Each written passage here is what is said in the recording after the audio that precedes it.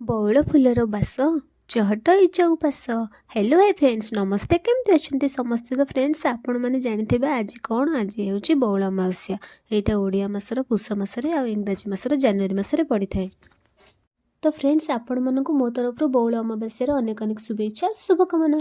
ତ ଫ୍ରେଣ୍ଡସ୍, ମୁଁ ଛୁଆବେଳୁ ଦେଖି ଆସୁଛି ମୋ ଜେଜେମା ଆମ ଆମ୍ବ ଗଛ ବଉଳ ଅମାବାସ୍ୟା ଦିନ ପୂଜା କରୁଛି। ମୋ ଜେଜେମା କୁହେ ବଉଳ ଅମାବାସ୍ୟା ଦିନ ଆମ୍ବ ଗଛ କୁଆଡ଼େ ପୂଜା ନ କଲେ ଆମ୍ବ ଗଛ ରାଗିଯାଏ, ଜମାରୁ ଆମ୍ବ ବଉଳ ହୁଏନି କି ଆମ୍ବ ଫଳେନି।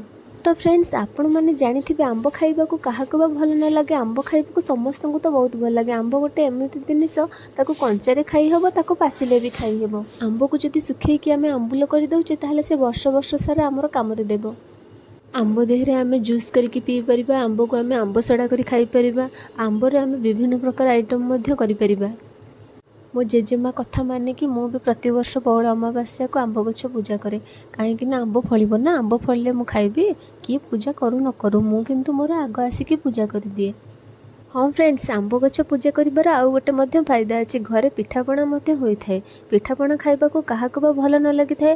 ଯଦି ଟିକେ କଷ୍ଟ କରିକି ଆମେ ଆମ୍ବ ଗଛ ପୂଜା କରିଦେଉଛେ, ତାପରେ ତ ଆମେ ମିଠା ଆମ୍ବ ଖାଇପାରିବା। ତାପରେ ବି ଆମେ ଘରେ ପିଠାପଣା ହୋଇଥିବ ତାକୁ ମଧ୍ୟ ଖାଇପାରିବା। ତ ଫ୍ରେଣ୍ଡସ୍, ଆମ ଦେଶ ଯେତେ ଆଗାଉ ନା କାହିଁକି, ଆମ ପୂର୍ବପୁରୁଷଙ୍କ ପରମ୍ପରା, ଆମ ପୂର୍ବପୁରୁଷମାନଙ୍କ ଓଷା ଭାର ସବୁଠୁ ବେଷ୍ଟ। ତ ଫ୍ରେଣ୍ଡସ୍, ମୁଁ ଆଗରୁ ମୋ ଜେଜେମାକୁ ଦେଖିଛି। ମୋ ଜେଜେମା ଯେମିତି ପୂଜା କରେ, ମୁଁ ମଧ୍ୟ ଆସିକି ଆମ ଆମ୍ବ ଗଛକୁ ସେମିତି ପୂଜା କରୁଛି। ତ ଫ୍ରେଣ୍ଡସ୍, ଆପଣମାନଙ୍କ ଆଡ଼େ ଯଦି ଏମିତିକା ପୂଜା ହୁଏ, ତାହେଲେ ମୋତେ ଟିକେ କମେଣ୍ଟରେ କହିବେ।